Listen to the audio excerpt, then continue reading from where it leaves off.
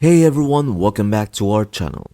Today, I will walk you through on how to switch between workspaces on Notion. Navigating between different workspaces in Notion is effortless and efficient.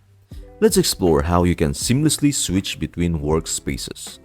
During your day, you may need to transition between various workspaces to tackle different tasks. Our aim is to simplify this process for you. To get started, just locate the name of your current workspace, click on it, and a drop-down menu will appear. From there, select the workspace you want to switch to. It's that simple. Here's a helpful tip. If you are looking for an even quicker way to switch, you can use the keyboard shortcut Command or Control plus number sign. The number sign corresponds to the position of each workspace in the drop-down menu. You will find these shortcuts conveniently displayed next to each workspace name.